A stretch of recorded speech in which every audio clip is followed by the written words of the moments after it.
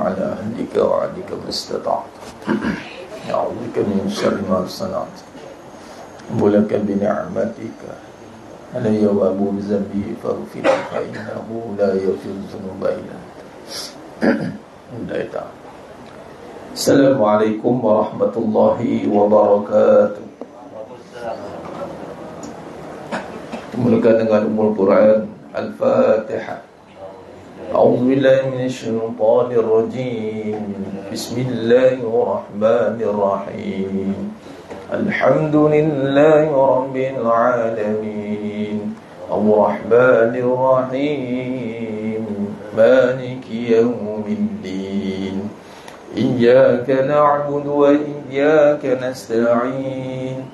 Ihdinas siratal mustaqim. Siratal ladzina an'amta 'alaihim ghairil maghdubi 'alaihim waladdallin. Amin. Innal hamdalillah nahmaduhu wa nasta'inuhu wa nastaghfiruh wa na'udzu billahi min shururi anfusina wa min sayyiati a'malina. May yahdihillahu fala mudilla lahu wa may yudlil fala hadiya lahu. Ashhadu an la ilaha illallah wahdahu la syarika lahu wa ashhadu anna Muhammadan 'abduhu wa rasuluh. Allahumma salli ala sayyidina Muhammad wa ala ali sayyidina Muhammad. Rabbi yassir wa la tu'assir bitammim bil khair. Rabbi shrah li sadri wa yassir li amri wahlul 'uqdatam min lisani yafqahu qawli. Allahumma iftah 'alaina hikmataka wanshur 'alaina min khazaini rahmatika ya arhamar rahimin. Wallahu allazi la ilaha illa huwa alimul ghaibi wasyahadah huwa ar-rahmanur rahim. Wallahu allazi la ilaha illa huwa al-malikul quddus. Al-malikul quddus as-salamul mu'minul muhaiminul azizul jabbarul mutakabbir. Subhanallahi 'amma yushrikun. Huwallahul khaliqul bari'ul musawwir lahul asmaul husna. Yusabbihu lahu ma fis samawati wal ardh wa huwal azizul hakim. ولا حول ولا قوة إلا بالله العلي العظيم. ولا منجا من الله إلا إليه. أما بعد. أيها المؤمنون اتقوا الله. أوصيكم وإياي بتقوى الله فقد فاز المتقون. Sidang jemaah yang dimuliakan Allah Subhanahu wa taala, mudah-mudahan kita semua tergolong dalam golongan hamba-hamba yang benar-benar bersyukur. Amin ya rabbal alamin. Dalam satu hadis yang diriwayatkan daripada Imam Tirmizi rahimahullah taala, Nabi sallallahu alaihi wasallam bersabda, "Masal hadhil ummah." Permisalan umat ini, masal hadhil ummah kamasali arba'a nafar. Permisalan umat ini adalah ibarat 4 orang. Nabi terjemahkan, Nabi memberikan segmentation di dalam jenis umat, dalam diibaratkan 4 orang. Rajulun atahu Allahu malan wa ilma fa huwa ya'malu bi ilmi fi mali yunfiquhu fi haqqah. Yang pertama, seseorang yang Allah anugerahkan harta dan ilmu, lalu ia mengamalkan ilmunya dengan menginfakkan hartanya di jalan Allah. Itu golongan yang pertama, Ni kedudukan yang BBBI. Orang yang Allah bagi harta, mala wa ilma. Dua dapat, harta dan ilmu. Lalu dia mengamalkan ilmu ni. Bukan beramal dengan harta itu, tapi dia mengamalkan ilmunya itu dengan yunfiqu, yakni menginfakkan, yunfiqu fi haqqah, yakni menginfakkan hartanya dengan jalan kebenaran. Itu kategori yang pertama. Seterusnya kata Nabi, wa rajulu atahu Allah ilma wa lam yu'tihi mala. Orang yang Allah kurniakan ilmu tapi tidak memiliki harta.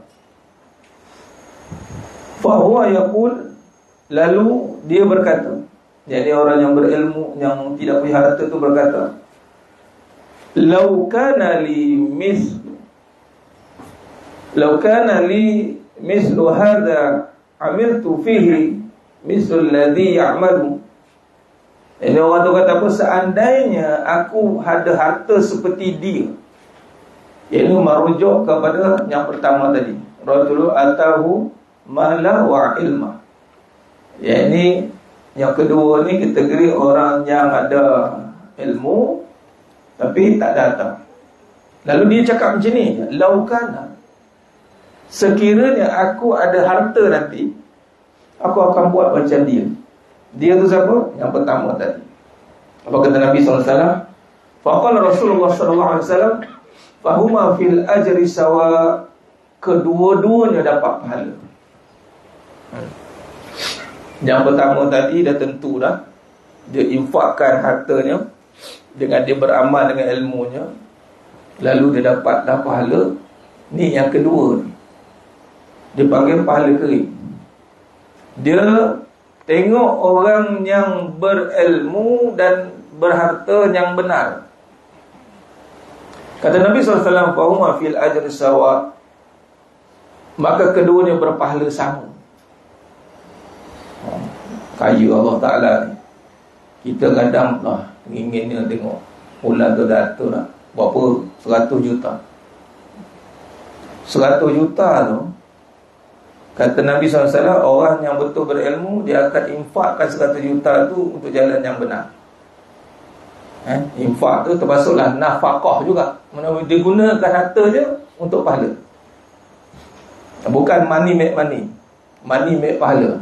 Yang kita yang tak ada 100 juta ni, just hope je, kalaulah aku ada harta macam dia tu. Apa kata Nabi SAW? Pahala je sama. Jadi perlu kerja-kerja dapat harta banyak. Yang perlu dapat apa? Yang sama kena ada apa? Ilmu. Yang pertama tadi ada harta, Allah bagi harta dan ilmu. Nak praktikkan ilmu, kena infakkan harta. Dah sudah pasti kita jadikan para sahabat radhiyallahu anhum ajma'in sebagai kita punya, sebagai perintis kita. Kita tengok nak jadi macam Sayyidina Osman bin Affan radhiyallahu anhu sebagai contoh. Kalau ikut hadis Nabi ni, kalau kita dream kepada orang yang baik macam tu, kita dapat pahala sama. Nampak tak? Dan ilmu ni ada pada dua-dua. Orang yang berilmu, tapi kalau benar berilmu, dia akan melihat orang yang dia suka kepada orang yang menginfakkan harta ke jalan Allah. Dia tengok harta ni memang diguna untuk jalan Allah. Memang tujuan harta untuk pahala, tak ada lain sebenarnya. Itu golongan yang pertama dan kedua. Tapi ada golongan yang ketiga dan keempat yang bahaya. Yang apabila dia, mana kata Nabi SAW, wa rajulu atahu Allah mala wa lam yu'tihi ilma. Golongan yang ketiga, orang yang Allah bagi harta tapi tak ada ilmu. Ramai tak? Ramai. Malah dia nak harta dulu baru ilmu. Malah dia nak ilmu untuk harta. Sama. Pusing-pusing atas bawah, kiri kanan depan belakang, harta juga. Maka Allah bagi dia. Ingat, Allah bagi. Di sini kita perhatikan Nabi gunakan perkataan Allah atahullah, Allah anugerahkan. Allah anugerahkan harta. Sebab tu harta ni, ilmu apatah lagi, adalah anugerah. Ada orang cari tapi tak dianugerahkan. Apa yang kita dapat adalah penganugerahan. Maka yang ketiga ni, mala walam yu'tihi ilma fahuwa, dan dia yakhbatu fil mali yunfiquhu fi ghairi haqqi. Yakni yang ketiga ini, orang yang Allah anugerahkan harta tapi tidak dikurniakan ilmu. Apa ciri dia? Ia membelanjakan hartanya tidak sebagaimana semestinya. Maknanya dia belanja kod apa? Ikut mampu lah. Dah dia mampu, Ustaz, nak buat majlis bunga-bunga penuh satu dewan, dah dia ada duit, lantaklah dia. Jealous lah tu. Dah dia ada duit. Perkataan dia, dah dia ada duit. Kau pandailah dia tak ambil duit kita pun. Bukan dia pakai duit kita. Oh, tu perat lagi. Ada dia minta duit kat kau. Oh, dia cakap macam tu. Tapi kaedah dia belanja ni maksudnya tak ada ilmu. Apa maksud tak ada ilmu? Dia buat apa yang dia suka lah. Kalau tak ada ilmu, dia tak buat apa ikut dia suka. Dan dia tak akan suka-suka. Dia akan buat apa yang ikut pahala. Pahala lead dia. Ni ada pahala tak ni? Ada. Kalau ada pahala, tak payah kira. Cakap je. Cakap berapa? Oh, macam itu. Kita nak pakai 1 juta, 2 juta saja tak? Macam tu. Kenapa? It's a good investment. Tapi kalau kita ni ada pahala tak? Wallahu'alam. Wallahu'alam tak apa, 1 sen pun saya bagi. Patutnya clear cut. Sebab tu dalam bab harta ni, it's no limitation. Terutama bagi yang terlibat dalam trading contoh. Tak ada had untuk meletakkan harga pada satu barang. Bubuh lah. Satu barang ni berapa hantar harga? Modal dia dah RM20. Dia jual RM200. Lepas tu dia claim lah macam-macam. Itu ini. Okey. Nanti kamu jawab dengan Allah. Kenapa kamu perlukan RM200? For what? For what purpose? Adakah purpose itu make sure you ada pahala? Macam mana nak tahu, Ustaz? Kena ada ilmu lah. Orang yang berilmu pasti boleh membezakan dosa pahala. Kalaulah dia tak sure bahawa harta dia ini dosa ke pahala, macam mana kita nak jawab hisab dengan Allah Ta'ala? Try. Bukan kita kata untung rugi ni, berapa duit dapat? Kita kena ajar diri kita, anak kita, berapa pahala dapat ni. Macam mana nak kira pahala? Ada tak CP kira pahala?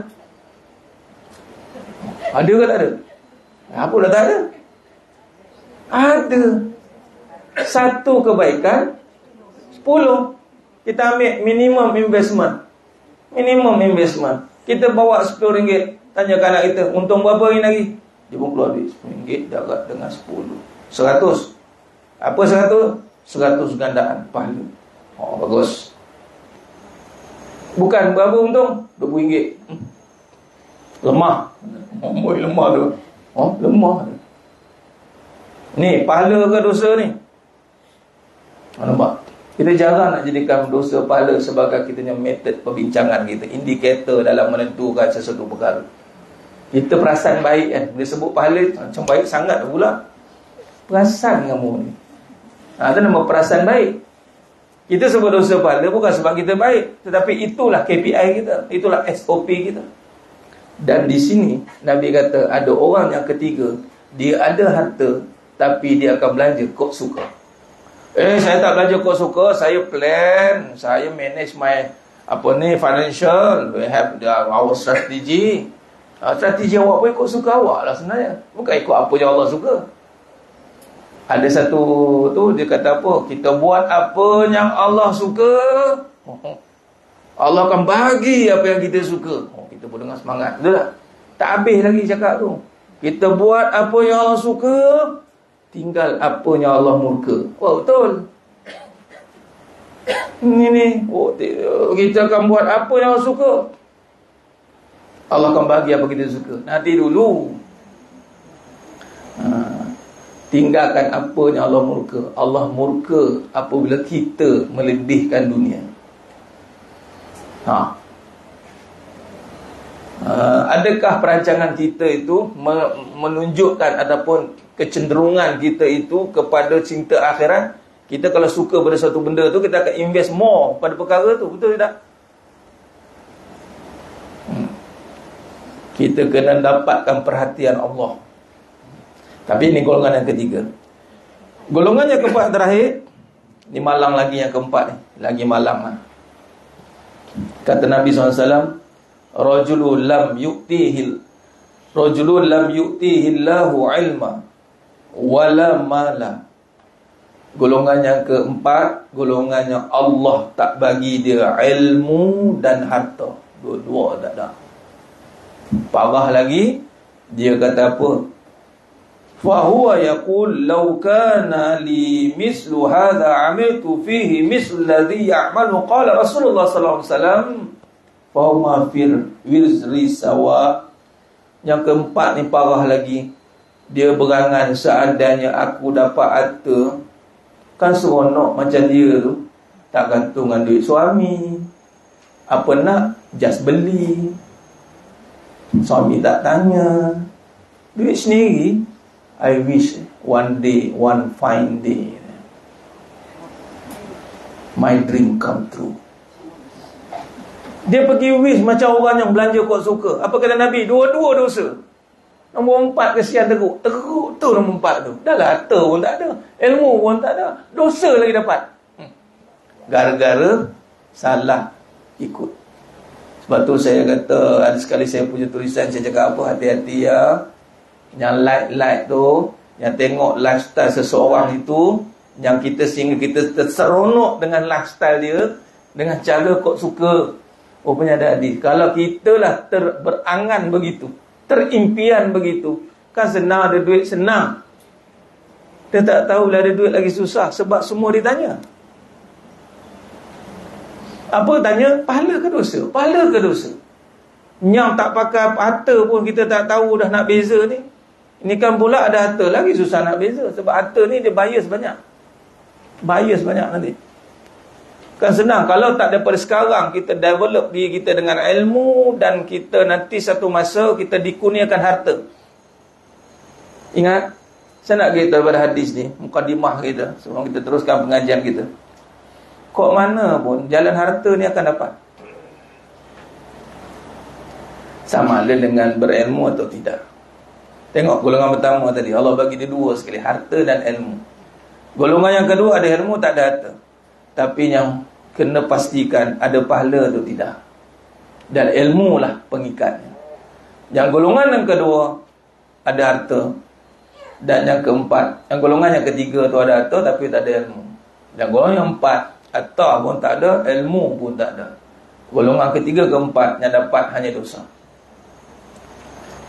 Jadi perjalanan kita patutnya dibina dengan ilmu, sehinggalah kita berharta, atau beramal sehinggalah Allah bagi mal, bagi harta. Kerana kita ada satu rutin. Contoh, yang datang lepas ni semua milenial berjuta duit, tapi tetap ada rutin untuk ilmu. Dia ada rutin yang dia dah mulakan dulu sebelum dia ada ratus-ratus juta. Itu macam mana? Dia tetap ada rutin dia, yang mana rutin itulah yang membawa dia dekat dengan Allah. Lalu bila Allah bagi dia harta, just dia leverage dia harta tu. Ramai orang nak cari harta dulu, susah kan? Jadi harta dulu, kemudian dia berangan. Dia berangan. Bila dia berangan pula salah. Sebab tu kadang-kadang dalam harta tak ada, ilmu tak ada, beban pula dapat. Rupanya beban dosa kering. Hati-hati. Dahlah susah bertiba-timpa. Nampak ada orang susah, dia tak ada harta tapi dia ada ilmu. Tapi rasa macam kaya dia. Qanaah betul. Rupanya dapat juga pahala infak tu. Patutlah jalan tu orang nampak macam orang kaya je. Padahal apa-apa. Kan? Orang tengok muka tu, kena pakai suitnya elok sikit, memang orang angkat katalah. Rupanya Allah bagi pahala kat dia. Ada golongan tu berharta, tapi orang tak respect kat dia. Rupanya dosa. Nampak je mas sekalian? Jadi ini 4 golongan ini yang mesti kita kena garis bawah. Yang kita kena garis bawah untuk kita faham. Ada 4 pecahan golongan yang mesti kita perhatikan. Baik. Jadi sidang jemaah yang mulakan Allah Subhanahu wa taala, meneruskan kajian kita dalam kitab Sifat 20, Sejarah dan Kupasan Pendekatan Akidah, karangan Tuan Guru Dr. Nik Muhammad Syukrun Nikwan rahimahullah ta'ala, hafizahullah ta'ala alaih. Mudah-mudahan Allah rahmati beliau dan seluruh ahli keluarga beliau, menempatkan beliau di kalangan ahli keluarga beliau di kalangan orang saleh dan salihah, dan dimasukkan dalam syurga yang tanpa hisab. Amin ya rabbal alamin.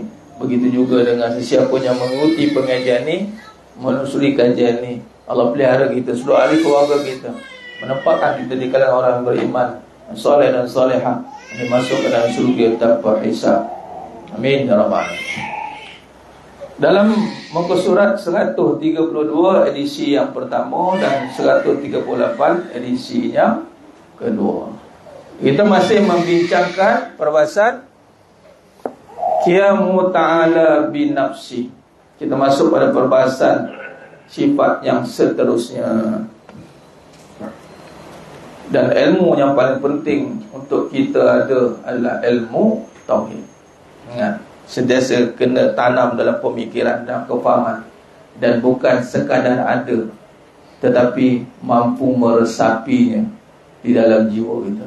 Yakni dalam kita mendalami tentang Allah SWT, bukan sekadar mahir berkata-kata, ulang perkataan yang sama, tetapi tidak punya rasa yang ada dalam jiwa. Kita nak sampai meresap.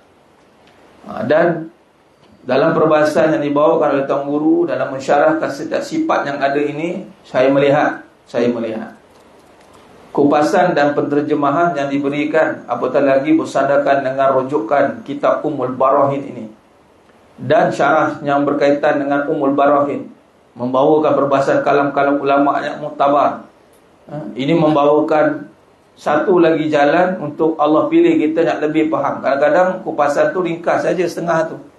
Yang ini kalau kita lihat dibawakan dengan kajian karya-karya akidah, terutama dalam perbahasan sifatnya yang keempat ni, qiyamu ta'ala binafsi. Kalau kita lihat yang sebelum ini, kita telah pun membahaskan perbahasan tentang mukhalafatu ta'ala lil hawadis. Dan di sini kita boleh buat rujukan, tengok balik yang mana dalil-dalil yang dibawakan, kupasan-kupasan yang dibawakan, yang mana merujuk kepada perbahasan ulama muktabar, membawakan satu permata kepada kita yang sangat bernilai. Sebab kita nak lihat kalam ulama itu bagaimana mensyarahkan perkara ini. Itu yang jadi dia menguatkan, mentaukidkan lagi. Nak memantapkan lagi agar kefahaman kita ni biar sejahtera, benar. Ingat kata kunci kita apa? Benar, tepat, jelas. Kerana kita sudah benar pegangan kita, tetapi tidak benar, tidak tepat. Benar, sudah benar dah mengaji sifat 20. Orang kata apa, pejam mata lah tu, pejam mata lah, tapi tidak cukup tepat. Sebab apa? Kita tidak boleh bawakan dalil-dalil. Kenapa nak bawakan dalil ni? Nak memantapkan lagi agar tiada kesamaran. Sebab jelas, kita tak nak ada maslahah, nanti ada berlaku masalah kekhawatiran. Sebab ingat, jangan main mudah dengan keyakinan, kerana serangan keraguan bertali arus. Takkan berhenti jemaah sekalian. Serangan keraguan ini akan bertubi-tubi menyerang hati kita, sehinggalah tercetus saja satu sangkaan buruk pada Allah, cukup, maka akan rosaklah amalan kita nanti. Syak. Jadi kita nak pastikan tu. Maka sebab itu kalau kita lihat dalam perbahasannya ini, qiyamuhu ta'ala binafsi, ada sifat kelima. Kalau ikut saya sebut nombor 4 tu, kedudukan untuk dalam salbiah. Kalau digabungkan dengan nafsiyah, kita dah masuk yang kelima. Kedudukan sifat yang kelima, yakni qiyamuhu ta'ala binafsi. Sebelum syarah panjang sikit, saya teringat satu kisah. Dah lama lah ni. Ini ada satu kumpulan ni, orang perempuan. Dia buat ni cerita lama, 5 tahun, 6 tahun depan. Saya terbaca satu flyers tu. Dia buat apa? Nak membina wanita, ayat lebih kurang, yang berdikari sendiri. Kan wanita berdikari sendiri kan? Kena macam tu sekarang kan. Wanita nawadis ni kan, jangan harap duit suami atau suami tak boleh harap. Itu je. Dia salah satu lah. Jangan harap duit suami atau jangan harap suami atau suami tak boleh harap. Qiyamuhu binafsi. Dia punya inspirasi qiyamuhu binafsi. Sebagaimana Allah berdiri sendiri. Saya cakap gila apa puak ni. Macam mana dia boleh syarahkan qiyamuhu binafsi, qiyamuhu ta'ala binafsi itu berdiri sendiri, akhirnya membina sifat feminisme. Hati-hati. Salah syarah tu. Memang dia kata memang takkan faham lah. Hati-hati. Ada pesen gitu. Baik, mari kita lihat perbahasannya. Sifat kelima dikemukakan oleh Imam As-Sanusi. Qiyamuhu ta'ala binafsi, artinya Allah SWT berdiri dengan sendirinya. Syekh Muhammad Zain berkata, syarahan kepada qiyamuhu ta'ala binafsi adalah Allah Ta'ala berdiri dengan sendirinya. Imam As-Sanusi memaksudkan qiyamuhu ta'ala binafsi, bahawa Allah SWT berdiri dengan zatnya sendiri, tanpa memerlukan zat lain atau pencipta yang menciptakannya. Maksud sama turut dikemukakan oleh Syekh Ahmad.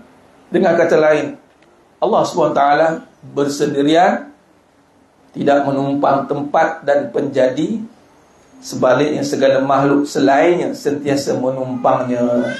Maksud tersebut pernah diberikan oleh Abi Ishaq Al-Asfiraini sebelum ini. Jadi kalau kita lihat yang pertama, ingat bila sebut, bila mengenal Allah SWT itu dengan sifatnya Maha.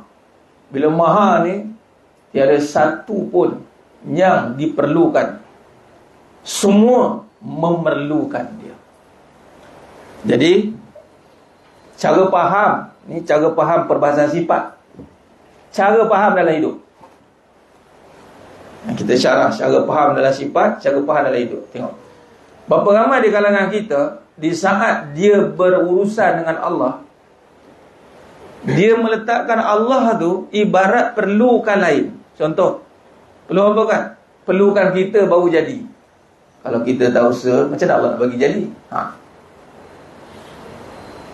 Contoh, saya bawa perbahasan sifat kaya. Kalau soalan tanya, nak kaya dengan apa? Terus soalan ringkas, nak kaya dengan apa?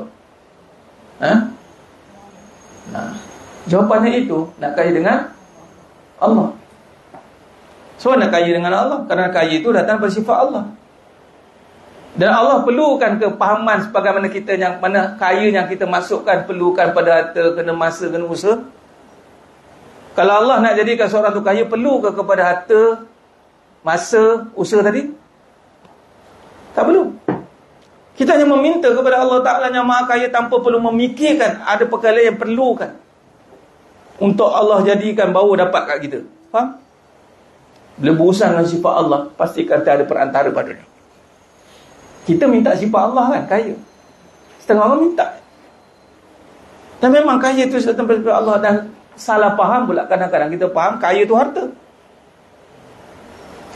Dahlah kita minta harta, kemudian kaya tu pula kita salah faham. Mana kaya tu mesti kena ada harta. Kalau tak ada harta, macam mana nak kaya? Okey. Itu satu contoh. Yang contoh kedua, langit ada berapa tiang? Kenapa? Jawapan. Kenapa tak perlu tiang? Sebab kuasa Allah. Bagaimana nak faham kuasa Allah? Nampak? Kita kena ada kemahiran sikit lah untuk syarah. Syarah pun tak panjang. Pendek dah syarahannya. Tapi macam panjang, Ustaz, nampak? Nampak, kita ringkaskan. Dengan bersandarkan qiyamu binafsi ni, macam mana kita faham? Sebab katanya begini, kata Syekh Ahmad, kata Imam Musa Nusi rahimahullah ta'ala, mengatakan bahawa, kata Syekh Muhammad Zain, Allah itu sifatnya bersendirian, tidak menumpang tempat dan penjadi, sebaliknya segala makhluk yang memerlukan dia. Macam mana jawapan dia? Kenapa langit tak perlu tiang? Ya, kuasa Allah. Sila huraikan dan tidak lebih daripada 300 patah perkataan. Amin.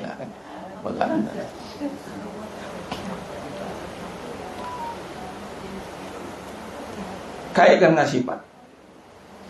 Macam mana cara bahas? Ini kata dipanggil hikmah ni. Kita kait, Allah tidak memerlukan makhluk.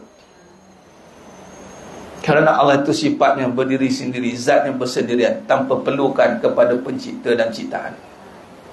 Kerana Allah adalah pencipta dan pemilik sifat. Kalau nak jawab secara nampak intelijen sikit, kenapa perlukan tiang? Apakah sifat yang ada pada tiang yang kita perlukan? Apa fungsi tiang? Kita syarahkan. Apa fungsi tiang? Menahan apa saja binaan yang berada di atasnya, ataupun menahan. Apa yang kita perlu pada menahan itu? Sifat apa yang ada pada menahan itu? Kuat. Nampak? Ingat, senang kan ngaji Allah. Nak dapatkan faham sifat kuat tu. Makna tiang itu, yang kita perlukan pada tiang, nampak? Berbeza. Jadi kita nampak beza dia. Langit bumi terus. Tiang untuk menahan bumbung, menahan siling. Kita perlukan tiang sebab kita nak apa pada tiang? Kita nak kuat. Tadi tiang tu dah sifat, peranan tiang itu adalah menahan.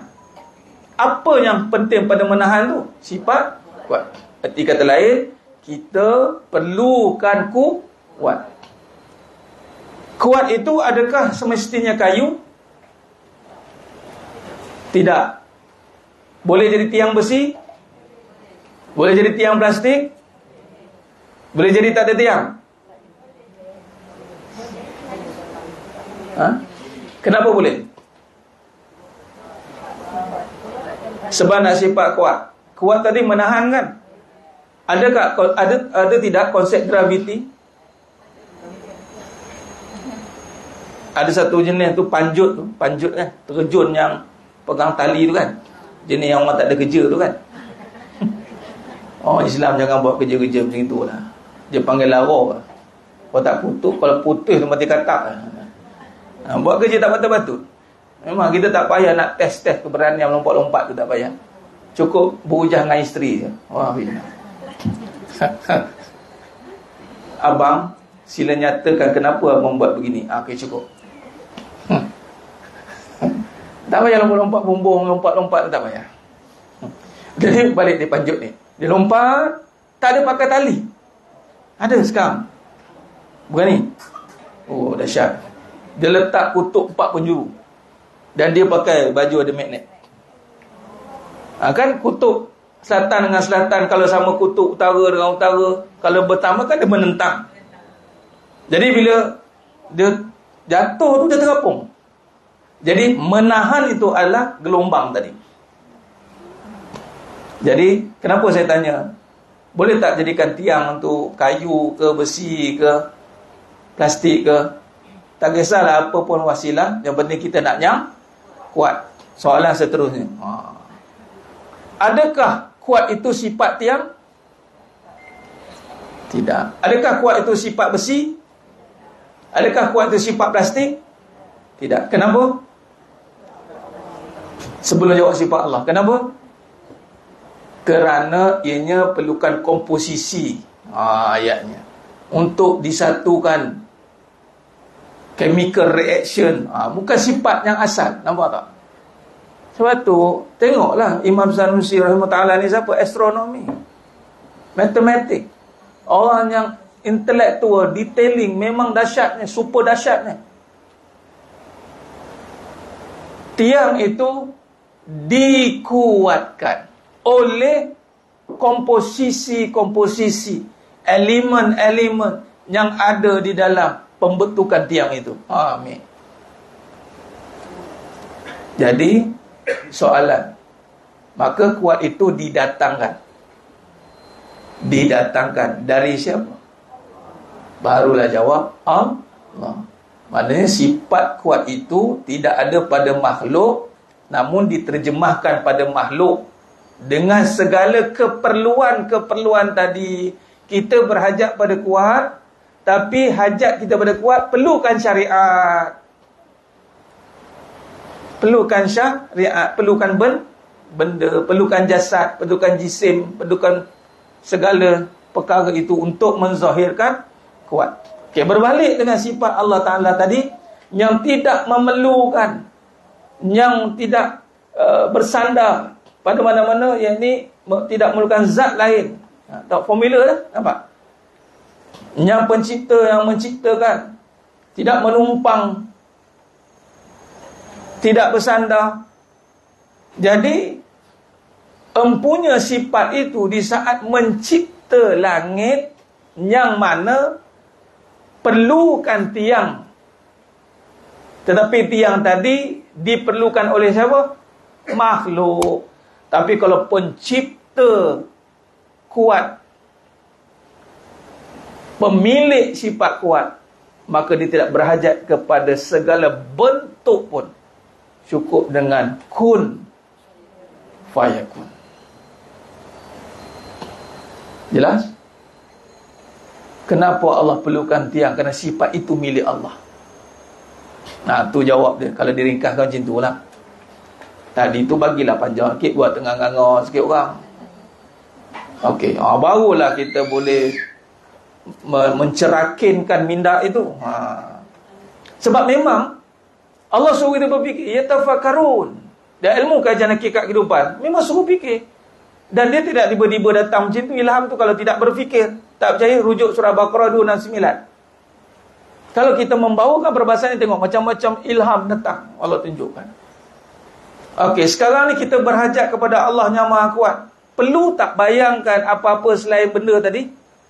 Tak perlu, jemaah sekalian. Kalau kita yang nakkan kuat pada perkara itu, maka kita perlulah kepada hajat yang lain-lain. Tapi di saat kita meminta, ya Allah, Antal qawi, engkau lah yang Maha Kuat, kuatkan aku. Maka di sisi Allah, bagaimana Allah menurunkan wa anzalnal hadid, Allah menurunkan sifat kuatnya. Sebab tu anzalna, turun. Bukan Allah mencipta sifat itu. Kerana sifat itu dia bukan ciptaan. Sifat itu bukan ciptaan. Yang nampak ni ciptaan kayu. Sifat itu ada pemiliknya, kuat. Itu kalau kait pula dengan qadim, yang telah sedia. Nampak? Di situlah mana-mana golongannya ahlullah, Allah bagi yang kadang-kadang boleh mencari adat tu. Bayangkan kuat itu milik Allah. Dia minta kuat direct, tanpa perlukan tiang, tanpa perlukan tu. Yang tiba-tiba buat macam terapung. Ui, terapung. Sebab tu jangan pelik kalau orang yang buat macam itu. Kita tak pelik dengan dia, sebab Allah boleh bagi. Orang dia kata hukum akal harus bagi akal tu. Nampak? Okey. Itu perbahasan sifat kuat. Saya ubah sikit perbahasan sifat pula, boleh? Ni panjang ni perbahasan ni. Kita masuk perbahasan ni, maka lama makin panjang syarah ni. Harap-harap tak ada yang syahid di pertengahan jalan. Sebab makin kuat syarahan tu, dia akan makin sakit nafsu. Okay, saya nak buat perbahasan sifat sayang. Katakanlah sayang itu. Nah, perlukan tiang sebab nak, perlukan suami sebab nak apa? Ulang lagi sekali. Perlukan tiang sebab nak kuat. Perlukan suami sebab nak sayang. Sayang itu datang adakah milik pada suami? Jadi bila kata sayang itu tidak ada pada suami, dia diberikan.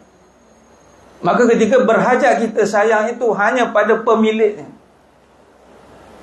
Agak-agaklah perbahasan. Adakah perlu ada suami baru sayang? Ataupun sayang dulu baru kemudian Allah datangkan suami? Kat sini kita belajar sifat.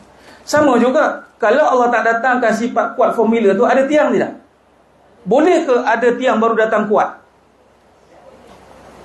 Kan dah berpinau kan.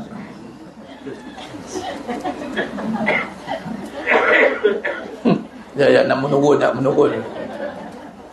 Sebab semua orang faham bahawa ada tiang ada kuat. Ada tiang ada kuat. Terbalik. Ada suami baru nak sayang tu jadi penagih kasih sayang tu. Itu dia patut rumah tangga. Tapi tak jadi rumah tangga. Tangga tak ke mana. Dia terjun macam Piramli. Pam, terjun ke tingkap ni. Lebak jatuh. Jadi rumah sakit. Dah sakit. Bila dia nak sifat tak duduk pada jasad. Sifat itu tidak duduk pada jasad. Sifat itu bersendirian, independen. Malah boleh sebut independen. Tengok, dah sedia ada. What you looking for what? You cari apa? Benda dah sedia ada atau you yang buta? Tu baru maksud faham tu. Bila sayang itu telah sedia ada, maka yang perlu kita faham di sini adalah meyakini kasih sayang itu. Membina. Sebab itu dalam perbahasan yang paling mudah nak faham, tadi tiang kan saya bawa perbahasan tiang kayu, tiang besi, tiang plastik. Nak kena ada perbahasan berbilang baru nampak. Akhir sekali kita konkludkan, adakah kuat itu milik tiang? Tidak. Sebab apa? Dekat kayu pun ada kuat, dekat plastik pun ada kuat, dekat apa ni pun ada kuat. Okey, maka kalau nak faham tentang sayang ni, sebab tu Allah datangkan ta'adud, poligami, berbilang-bilang. Kamu ingat sayang tu kamu seorang? Baru faham Ustaz. Kalau tak pada suami, isteri, pada anak-anak. Kenapa anak boleh ramai?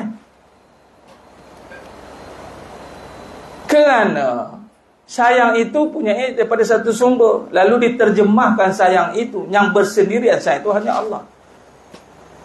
Kalau kita bersumberkan sayang yang sedia ada, maka kita tidak akan jadi orang yang mengada-ngada. Dan kita pula bila nak berurusan dengan sifat itu, kita tak perlu mengada-ngada pula. Nak beli itu, nak beli ini, kita mengada-ngada. Konon-konon dengan kita menjaga si kita, bagi kereta, bagi rumah, bagi ada kasih sayang. Kita faham, dengan kita buat macam tu, kasih sayang baru ada. Walau kasih sayang ada dah. Sebelum ada semua ni. Sebelum ada kita pun. Sebelum ada suami. Sebelum ada isteri. Sebelum ada anak. Sebelum ada semua. Ada dah kasih sayang. Jadi, jangan buat sesuatu benda sebab nak kasih sayang. Jangan. Nanti isteri dapat trace. Yang abang buat ni mesti ada apa-apa ni. Ni abang nak kahwin lagi dia tu. Dulu jarang nak bagi-bagi ni. Nak bodek. Bahasa mudah, bodek. Nak mujuk. Habis Ustaz, langsung tak payah buat apa semua. Sama perbincangan macam tiang tadi. Kita berhajat kepada benda. Kita perlukan tiang. Kita perlukan suami. Mahukan kasih sayang. Tu pada kita perlukan isteri, mahukan kasih sayang. Kemahuan sayang itu letakkan kepada perkara yang mana kita jelas faham ini pada iman. Mahukan iman. Sebab tu sayang tu tak boleh tiba-tiba datang macam itu. Sebab kita yang perlukan. Kita makhluk. Tapi kita berurusan dengan Khalik. Bila berurusan dengan Khalik, jangan salah faham. Kerana Allah boleh bagi kasih sayang tanpa suami kamu berbuat apa-apa pun. Allah boleh bagi kasih sayang tanpa isteri kamu berbuat apa-apa pun. Ataupun tanpa kamu buat apa-apa pada isteri itu. Apa-apa ni maksudnya benda tadi. Ataupun diringkaskan perbahasan ini, disimpulkan adalah sayang tu ada dulu sebelum adanya makhluk. Kuat ada dulu sebelum adanya tiang. Nampak? Itu perbahasan yang perlu kita luruskan di sini. Sebab di sini sifat Allah kita belajar. Bila kaitkan kepada kuat, kepada sayang, kepada kaya. Begitu juga dengan perbincangan kaya. Kaya dulu baru ada harta, atau harta dulu baru kaya? Nah, kaya dulu. Jadi kaya itu adalah yang datang dengan keyakinan. Yakin kita kaya? Tak. Yakin Allah kaya. Yakinlah Allah yang sayang, maka dia akan memberikan kasih sayang kepada kita tanpa perlu kita buat benda-benda yang sebaliknya. Menagih perhatian makhluk, tak perlu. Buat sesuatu nak diperhatikan, salah. Nampak? Jadi makna kata di sini, ini nak bawa perbahasan qiyamu binafsi. Qiyamu ta'ala binafsi ini, kalau kita sandarkan sayang itu pada empunya sifat, kita jadi orang yang independen. Dan kita dah rasa dulu dah sebelum ada benda. Bila dah ada, habis tu Ustaz, ni salah faham. Hati-hati Ustaz, hati-hati. Hati-hati. Ada orang kata kalau macam tu, saya tak perlukan suami lah, saya dah ada kasih sayang.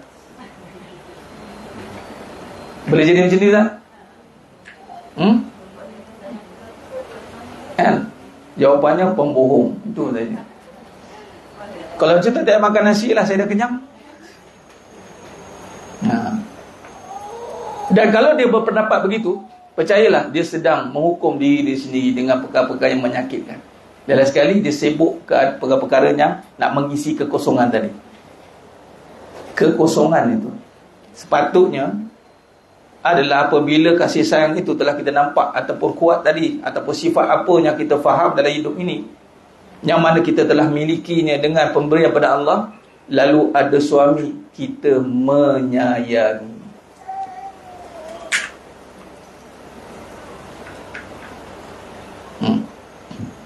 Tujuan ada suami, tujuan ada isteri adalah untuk menyayanginya. Setelah kasih sayang itu telah dimiliki. Kalau tak ada suami, ala kulli hal itu takdir. Tapi bukan bermaksud dia ketandusan kasih sayang. Tapi hari ini tengok, kalau kita tak selarikan dengan sifat Allah ni, berapa ramai orang menjadi yang mana penagih kasih sayang makhluk. Tak ada pun. Bila sayang dah ada, maka tiada istilah membenci, tak ada istilah merajuk, tak ada istilah nak perhatian. Dah ada kasih sayang. Abang balik dah hari-hari, tergosok, tak perlu. Tahu orang balik, tak jumpa jalan. Awak tahu tak saya kesunyian? Awak tahu tak? Kesian. Yang suami pula jenuh nak mengisi kesunyian tu, terkejar-kejar dia, dalam mati tengah jalan. Sana nak isi, sini nak isi. Dan sekali kering kontang tengah jalan.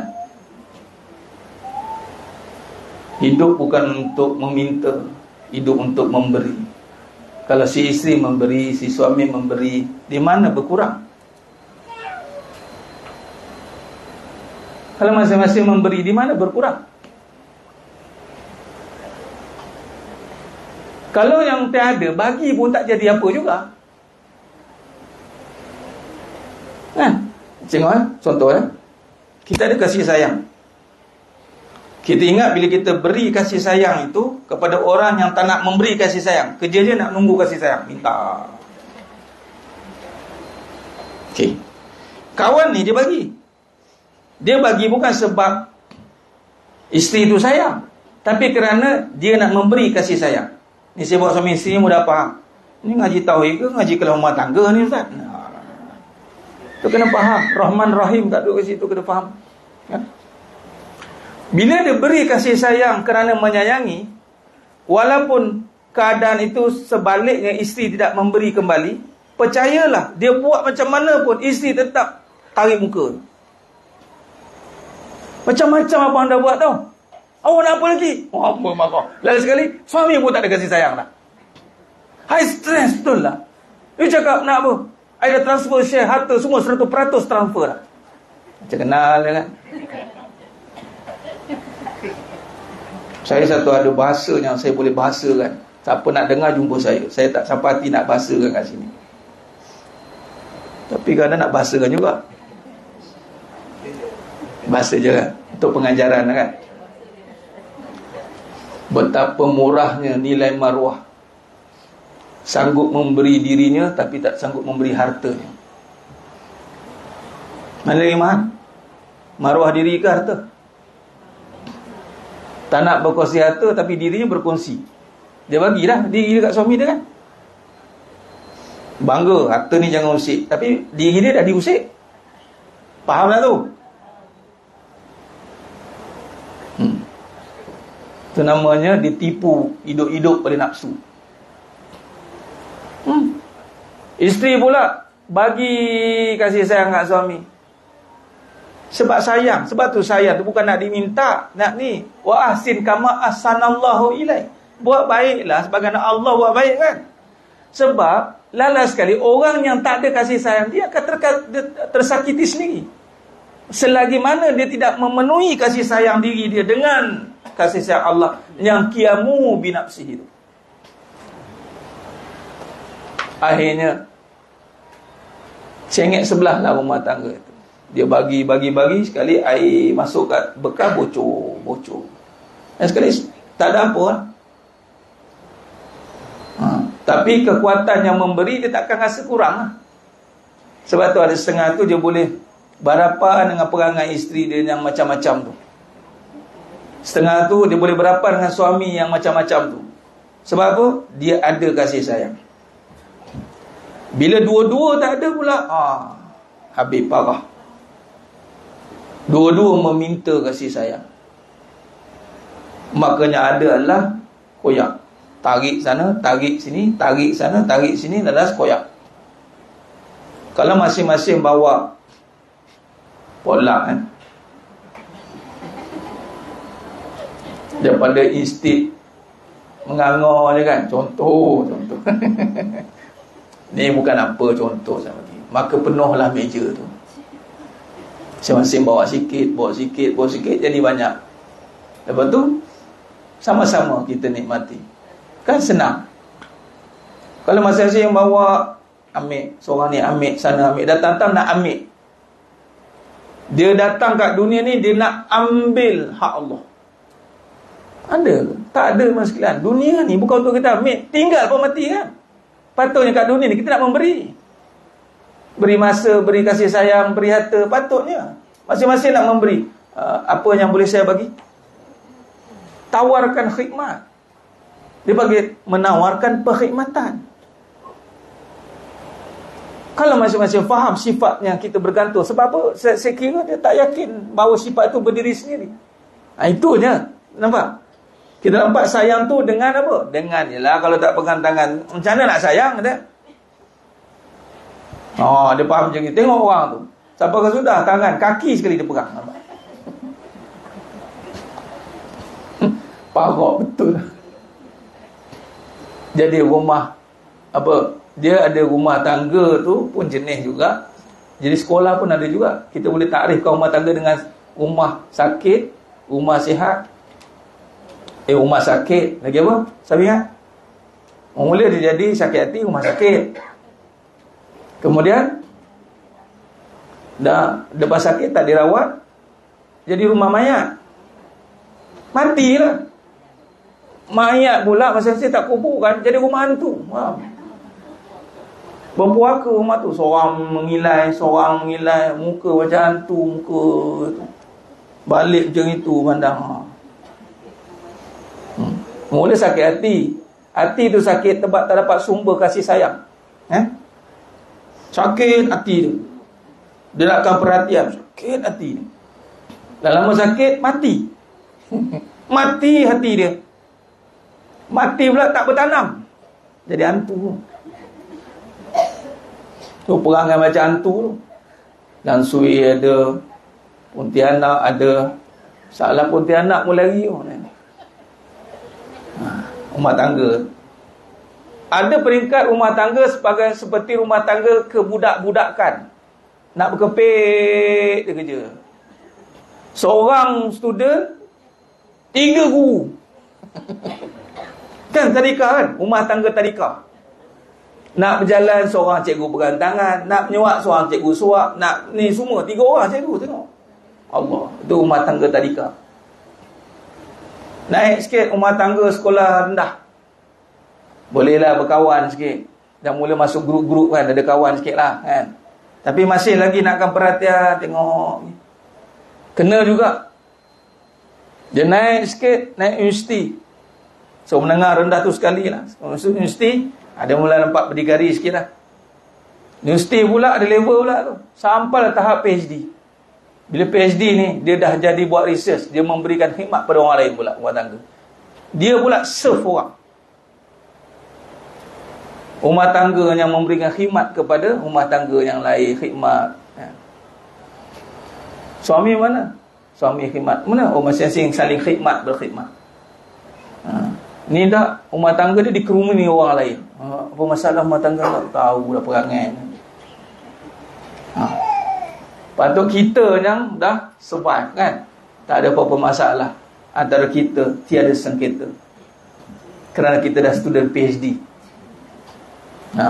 Nampak macam tak ada selalu ya. Siapa kata tak ada selalu? Student PhD, nampak tak jumpa lecturer? Ya. Dia tak tahu muka lecturer terbayang-bayang setiap hari. Bila nak submit assignment, tesis tak siap lagi. Allah. Lagi bagusnya tu, daripada depan mata muka langsung tak nampak. Suami ada depan mata, muka suami tak ada. Tengok seorang tengah. Kan? Daripada tak ada depan mata, asyik nampak dekat mana-mana. Mana nak yang mana? Nak dua-dua ustaz, depan mata nampak. Allah. Baguslah. Tapi memang pun biasanya dia akan nampak balik depan mata. Allah nak cuba. Macam contoh kisah Nabi Ibrahim AS. Cuba tengok, Allah nak cuba sembelih Nabi Ismail. Betul tak? Kita sangka macam kehilangan. La. Wallahi Allah akan satukan. Ada. Itulah. Baik. Berbanding pada ni qiyamu ta'ala binafsi ni. Ini sifat kita nak kaitkan. Syarah yang panjang mas. Ni tak syarah kehidupan lah. Yang saya bawa ni syarah kehidupan. Malah mengukuhkan lagi. Cuba lihat sikit lagi. Sifat qiyamu ta'ala binafsi pernah diisyaratkan oleh Imam Asy-Syafi'i dengan la muftariqah wujuduha ila ghairiha. Adanya tidak memerlukan kepada yang lain daripadanya. Nampak? Adanya kasih sayang itu tidak memerlukan daripada perkara yang lain. Saya suka bawa perbincangan begitu. Jadi abang tak perlukan apa-apa. It's okay, everything is done. Saya dah penuh kasih sayang. Abang jangan risau dengan saya.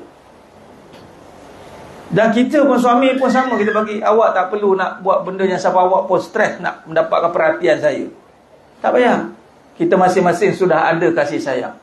Kenapa cakap begitu? Kerana kita bertuhankan Allah Ta'ala yang bersifat qiyamu ta'ala binafsi. Yang kerana sifat itu tidak perlukan kepada perkara lain. Hanya perlukan Allah je. Barulah hubungan tu menjadi cinta Allah. Jadi kalau perlukan Allah, develop ketaatan. Masing-masing nak berkhidmat, masing-masing nak buat baik. Maka Allah memberikan cintanya pada kita. Walaupun nampak masing-masing sibuk, seorang ke masjid, seorang ke sini, masing-masing nampak tak bertemu. Macam kita duduk kat majlis ilmu, datang suami isteri. Kalau datang makan kena nak dinner, boleh saling pandang memandang. Ni tengah mengaji nak jeling isteri pun bayar. Tak tahu, tak nampak. Tapi kasih sayang Allah bagi, Masya Allah. Sebab masing-masing tengah buat taat. Sebab di sini kata Al-Imam Syafi'i rahimahullah mengatakan bahawa la muhtariqa, la muhtaqira wujuduha ila ghairiha. Adanya, yakni Allah, adanya, termasuk sifat-sifatnya, tidak memerlukan kepada yang lain daripadanya. Nak sayang hanya dengan Allah, titik.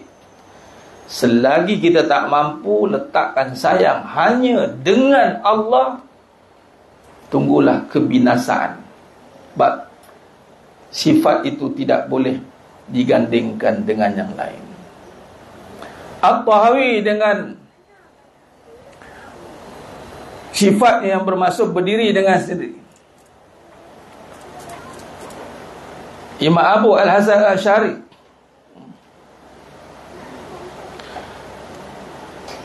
sama tak dengan edisi? Masih sama ke dengan edisi yang pertama? Rasa ada berbeza kan? Ada penambahan tu. Al-Tahawi tak ada. Betul tak? Saya sebut ni kan, Al-Imam Asy-Syafi'i ada tambah At-Tahawi tak ada.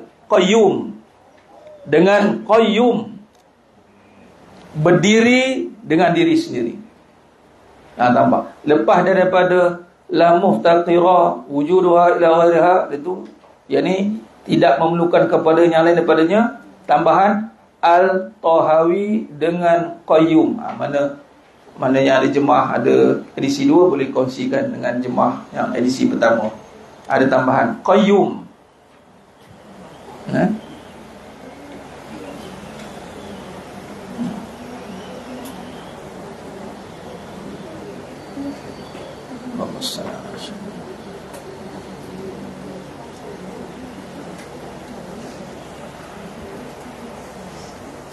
Boleh? Ada tambah okey. Dan Abu Hasan Al-Asy'ari dengan ghairu muhtajan ila syai' mimma khalaqa, tidak memerlukan kepada sesuatu yang sudah dijadikan.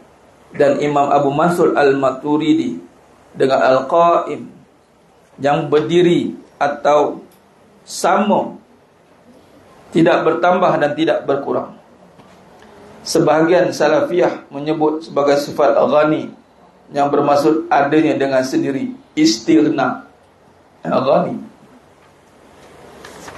Okey. Dia ada tambahannya tadi saja, dalil At-Tahawi, tambahan At-Tahawi. Seterusnya Imam Al-Sanusi berdalil dengan firman Allah SWT dalam surah Al-Fatir ayat 15, ya ayyuhan nasu antumul fuqara'u ilallah wallahu huwal ghaniyyul hamid. Yang bermaksud, wahai umat manusia, kamulah yang sentiasa berhajat kepada Allah dalam segala perkara, sedang Allah dialah saja yang maha kaya lagi maha terpuji. Nampak? Wa antal ghani wa nahnu fuqara. At-Tabari, Al-Baidawi, Ibnu Katsir dan Sayyid Qutb bersepakat bahawa hanya Allah SWT saja yang maha kaya daripada segala yang ada. Mengikut Al-Tabari, Allah SWT tidak memerlukan ibadat dan khidmat hamba kepadanya. Nampak? Imam Al-Tabari, imam sekalian, bila sebut Al-Tabari, bila sebut Fi'ul Akbar, Imam Abu Hanifah, ini rujukan autentik, rujukan yang autentik, tafsir yang besar, yang mula-mula disyarahkan dengan lengkap, itu tafsir At-Tabari, Imam At-Tabari. Bila sebut At-Tabari, rujukan autentik, dan sama juga dengan rujukan Fi'ul Akbar Imam Abu Hanifah. Jadi dalam ini bawa kepada perbahasan mengikut At-Tabari. Allah SWT tidak memerlukan ibadat dan khidmat hamba kepadanya. Nampak? Kita ni ingat Allah perlukan solat kita, ibadat kita. La, masalah. Kalau kita tak buat, kita rugi. Kita lah rugi. Yang perlukan ibadat tu kita. Allah istighna. Allah bebas daripada perkara itu. Sebab tu bahasa mudah tadi bodek. Jangan ingat kita boleh bodek Allah. Bodek bahasa bodek kan. Ingat Allah perlukan. Dah. Kita yang perlukan ibadat tu dah kita tunjukkan dekat Allah. Tu benar, kita tunjuk Allah kita sedang melakukan. Supaya Allah lihat. Dan Allah Maha melihat perbuatan kita semua. Seterusnya Al-Baidawi berpendapat bahawa Allah Maha Kaya, pemberi nikmat ke atas segala yang ada. Selanjutnya Ibn Katsir membuat kesimpulan bahawa hanya Allah SWT yang Maha Kaya, tiada sesuatu pun yang menyekuti baginya. Dengan itu manusia perlu diperingatkan bahawa mereka amat berkehendak kepada Allah SWT. Allah SWT itu Maha Kaya dan sama sekali tidak memerlukan mereka. Taib. So lihat perkataan ini, kata tuan guru dalam mensyarahkan perkara ini. Dengan itu manusia perlu diperingatkan bahawa mereka amat berkehendak kepada Allah SWT. Allah SWT itu Maha Kaya dan sama sekali tidak memerlukan mereka.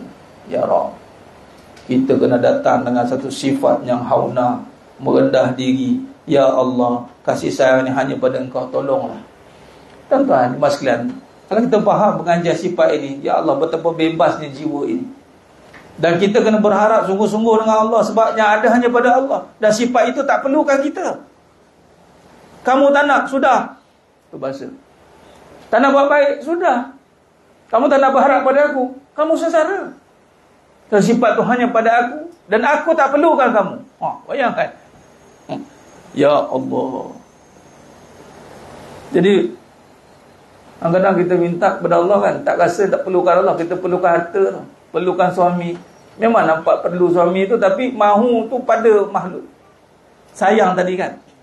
Padahal kita fokus saja. Kita punya tujuan tu hanya minta pada Allah. Betul, sungguh-sungguh. Sebab tu dalam syarat berdoa itu kena sungguh-sungguh. Kena yakin dan Allah tak layan. Kata Nabi SAW, mafhum hadis, Allah tak terima doa yang hatinya lalai. Nak minta sayang, itu tak perlukan yang lain. Sebab tu kita nak kaya, minta ni pula kena yakin iman yang bahawa saya kaya itu tidak perlukan selain kita. Tak perlukan harta, tak perlu lain, perlu Allah. Dan Allah boleh bagi tanpa perlu apa yang ada. Dan bila dah ada, Allah takdirkan kita dapat sifatnya itu, barulah berjalan syariatnya. Allah datangkan asbab kita buat benda-benda ni, maka jadi. Allah datangkan kuat pada tiang, maka tegaklah tiang itu. Kalau buatlah macam mana, sungguh-sungguhlah dirikan tiang itu, tanpa ada pertolongan Allah yang Maha Kuat, tak tertegak tiang itu. Jelas? Nak membina rumah tangga, buatlah macam-macam. Pergilah jalan sana, jalan sini, piknik sana, piknik sini, berhabis juta ringgit. Nak dapatkan kasih sayang. Kalau Allah tak bagi, yang mana kasih sayang itu, tak perlukan pun kamu berdua yang sibuk bergaduh atas muka bumi aku ni. Kamu bukan perlukan aku, Allah kata. Nampak? Kamu hanya nak ambil hak aku, kemudian lupakan aku. Ambil cinta Allah, sibuk bercinta berdua. Totek berdua. Kemudian sweet couple, konon-kononnya pasangan yang paling wedding of the year. Kita lepas tahu benda ni mas sekalian, kita tengok, ya Allah, jangan kita jadi pengkhianat. Ambil cinta Allah, kemudian melupakan Allah. Jadi ni iman kepada sifat Allah. Bila kita berharapan berusaha sifat dia, memang hajat. Macam tadi kuliah subuh tadi saya kata apa? Namakan hajat kita yang tak perlukan sifat Allah. Namakan. Kita nak kaya, nak rezeki, nak kuat, nak kasih sayang Allah. Namakan selain itu yang tak ada kaitan dengan Allah. Tak boleh mas kan? Lemah kita, tak boleh. Sebab tu kata Allah Ta'ala surah Fatihah 15, ya ayuhan nas antumul fuqara. Kamu ni fakir. Daripada kita sibuk mencari benda yang tiada pada makhluk, sibukkan diri, tumpukan hati kita pada Allah Ta'ala dengan masing-masing membuat ketaatan. Buat kerja masing-masing. Kadang-kadang nak suami sayang, tapi mengamuk-ngamuk, marah-marah. Allah pun marah. Tak ada sayangnya. Nak isteri sayang, buat benda yang tak betul, Allah nampak kita membelakangkan isteri kita, buat zalim, buat anaya, tak dapat. Kita akan kehilangan nanti. Tapi kalau masing-masing melakukan taat, khidmat, buat kerana Allah Ta'ala punya sifat itu, maka masing-masing akan diberikan. Sebagai contoh, macam mengaji ni datang masing-masing, bukannya berborak dengan suami isteri, masing-masing buat, tapi masing-masing buat ilmu, duduk, walaupun tak nampak bersamanya, tak macam orang yang cuba nak membina saya dengan saling duduk berhadap-hadapan, letak bunga di tengah-tengahnya, saling angin tiup bertiup, sepoi-sepoi bahasa, di atas satu bot yang indah berjalan, meredah samudera, sambil ada lagu yang indah, tapi tak ada sayang. Baik, buat seluruh perkara yang padanya mendapat kasih sayang. Maksud kata, nak buat macam tu pun boleh, bukan tak ada, tak boleh. Tapi adakah kita dapat kasih sayang Allah dengan buat cara macam itu? Itu soalan dia. Kita buat macam ni, kita dapat kasih sayang Allah tak? Dapat. Okey, kalau dapat, kita buat. Kalau kita buat macam ni, kamu bergaduh-gaduh macam ni, kamu tarik muka mencuka ni, macam tak tahu aku nak cakap. Contoh ni sinetron, sinetron. Kalau kamu buat perangai macam ni, boleh dapat kasih sayang Allah, silakan buat. Tapi kalau kamu buat perangai macam ni, hanya memutuskan kasih sayang Allah, sia-sia hubungan kita bina selama ni, hancur. Ramai orang tak perasan benda tu. Jadi kalau kita lihat dalam perbahasan ni, jelas masuk qiyamu ta'ala binafsih ni memang lagi jazam tu. Tengok, memang kita kena arah Allah. Apatah lagi dikaitkan dengan surah Al-Ikhlas. Selain ayat tersebut, Imam As-Sanusi mengemukakan juga ayat-ayat yang pernah dipetik oleh Imam Abu Hanifah 1971 bagi menggambarkan maha kaya Allah SWT. Itulah ayat suratul Ikhlas. Kita berhenti dulu setakat ni, kerana suratul Ikhlas ni kupasannya panjang lagi sampai ke musrat 141 tu. Kita akan berhenti setakat ni dulu. Jadi kesimpulannya, kita telah masuk pada perbahasan seterusnya, yakni qiyamu ta'ala binafsi. Mudah-mudahan bertambahlah yakin kita. Bila nak kaya minta sungguh-sungguh dengan Allah, tanpa perlu yang lain. Syariat tetap syariat, itu keperluan kita. Kita yang perlukan benda, kita buat saja. Tapi bila kita berurusan dengan sifat Allah, make sure kita hanya harap Allah.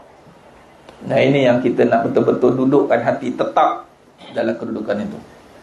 Wallahu a'lam. Baik, InsyaAllah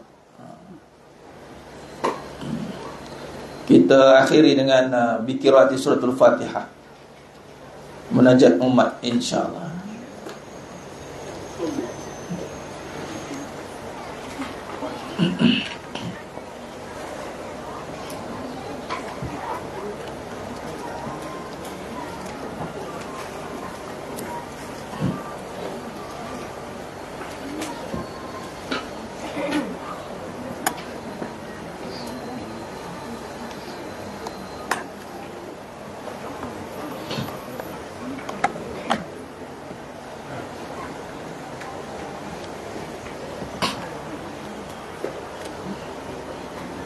Baik, jemaah yang mulia Allah, saya sekadar ulangan dan sekadar peringatan saja. Mana-mana yang mungkin terlepas perbahasan-perbahasan sebelum ini boleh buat ulangan. Dan kita dah masuk ke siri yang ke-20 dah.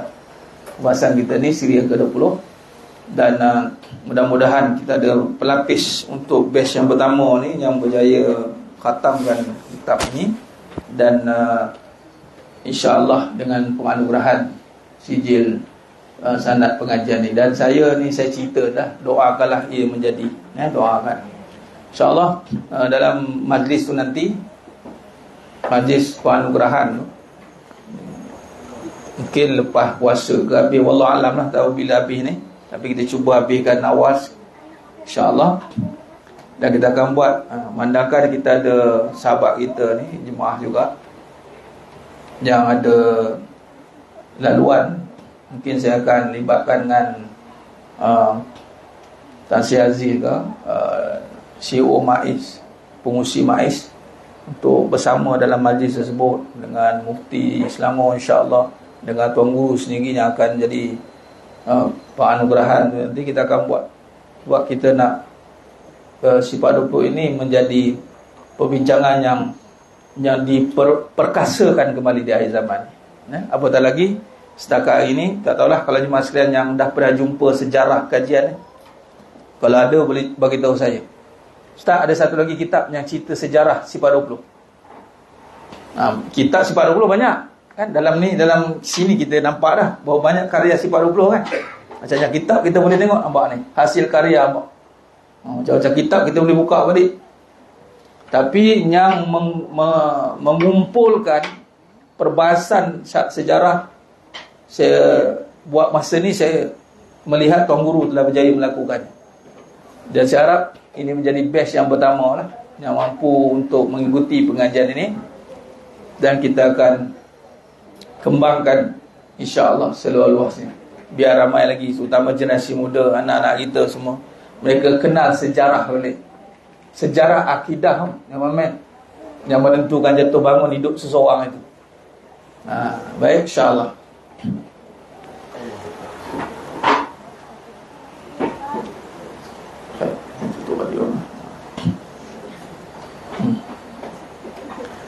Dah buka dah. Astaghfirullahalazim alladzi la ilaha illa huwal hayyul qayyum wa atubu ilaih. Astaghfirullahalazim alladzi la ilaha illa huwal hayyul qayyum wa atubu ilaih. Astaghfirullahalazim alladzi la ilaha illa huwal hayyul qayyum wa atubu ilaih. Bismillahirrahmanirrahim. Alhamdulillahi rabbil alamin. Ar-Rahmanir Rahim. Maliki yaumiddin. Iyyaka na'budu wa iyyaka nasta'in. Ihdinas siratal mustaqim.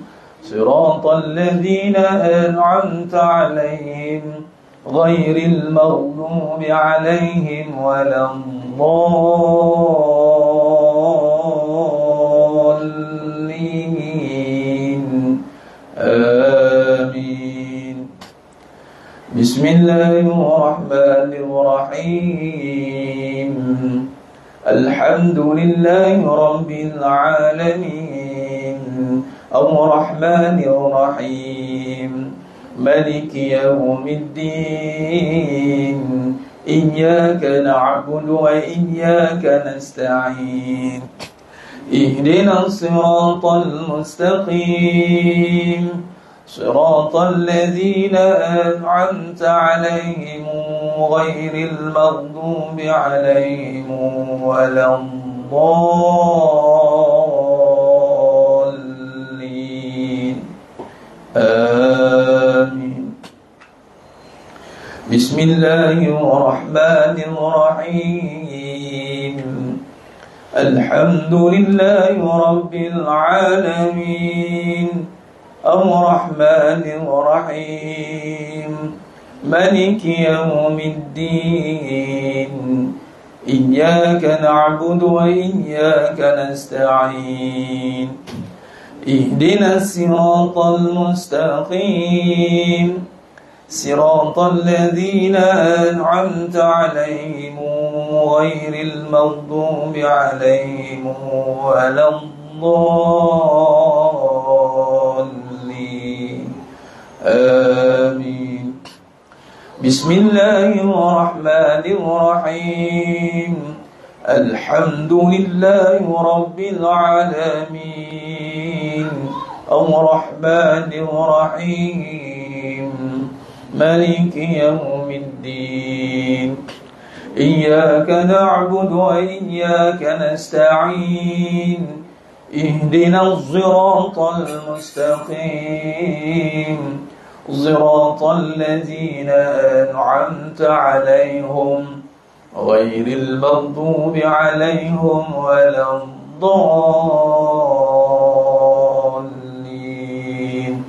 آمين. بسم الله الرحمن الرحيم الحمد لله رب العالمين الرحمن الرحيم مالك يوم الدين إياك نعبد وإياك نستعين اهدنا الصراط المستقيم صراط الذين أنعمت عليهم غير المغضوب عليهم ولا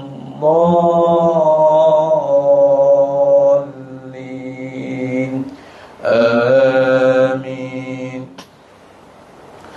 بسم الله الرحمن الرحيم الحمد لله رب العالمين الرحمن الرحيم مالك يوم الدين إياك نعبد وإياك نستعين اهدنا الصراط المستقيم صراط الذين أنعمت عليهم غير المغضوب عليهم ولا الضالين آمين. بسم الله الرحمن الرحيم الحمد لله رب العالمين الرحمن الرحيم مالك يوم الدين إياك نعبد وإياك نستعين اهدنا الصراط المستقيم صراط الذين أنعمت عليهم غير المغضوب عليهم ولا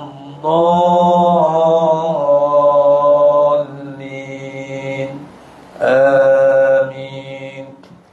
بسم الله الرحمن الرحيم الحمد لله رب العالمين الرحمن الرحيم مالك يوم الدين إياك نعبد وإياك نستعين اهدنا الصراط المستقيم صراط الذين أنعمت عليهم غير المغضوب عليهم ولا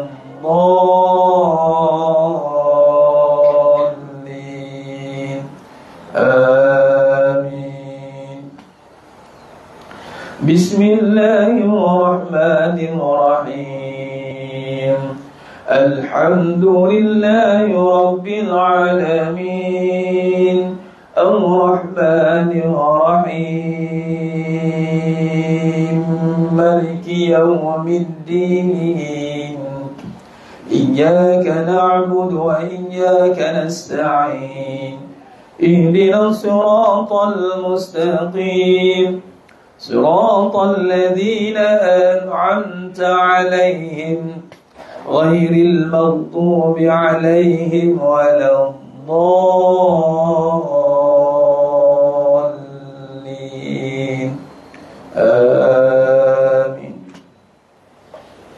اللهم بالحق الفاتحة وبحق الذي جاء بالفاتحة وبحقك من أنزلت عليه الفاتحة نسألك أن يا الله في كل حاجة يا رب khususnya berseluruh umat Islam di dunia ya Allah, khususnya di Palestina, Gaza wa Yaman, fi kulli makan wa fi kulli zaman ya Rahman Rahim.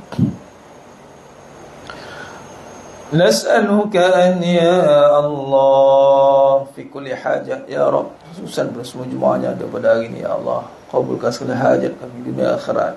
Permudahkan segala urusan kami ya Allah, dunia akhirat ya Allah. Ya Allah.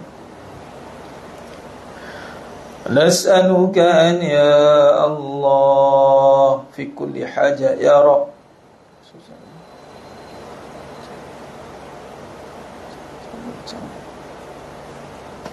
Ya Rahman Ya Hayyu la hawla wala wa sallallahu ala sayyidina Muhammad wa ala alihi wa sahbihi wa sallam walhamdulillahi rabbil alamin. Taqabbalallahu minkum inna wa minkum taqabbal ya karim. Alhamdulillah, syukur kepada Allah SWT dengan berakhirnya bacaan munajat umat dengan wasilah tawassul bil suratul Fatihah bi qiraati sab'a qiraat 14 riwayat. Mudah-mudahan Allah Ta'ala kabulkan segala hajat kita dunia akhirat. Amin ya rabbal alamin. Wallahu a'lam bishawab. Mohon maaf daripada saya ada kekurangan. Saya kata itu kurang bicara dalam penyampaian. Hanya Allah Ta'ala sajalah yang mampu menyempurnakan perbahasan kita pada hari yang penuh barakah ni, sehingga kita bertemu lagi pada siang akan datang insya-Allah. Aku lupa lihaza wa sallallahu alaihi wa lakum wa bila taufiq wal hidayah. Assalamualaikum warahmatullahi wabarakatuh. Tangguh dengan tasbih kafarah dan suratul Asr. Subhanakallahumma wa bihamdika asyhadu an la ilaha illa anta astaghfiruka. Bismillahirrahmanirrahim. Wal 'asr. Innal insana fi khusr illa allazina amanu wa amilus salihati wa tawasaw bil haqqi wa tawasaw bis sabr. Wallahu a'lam bis-shawab. Takbir. Allah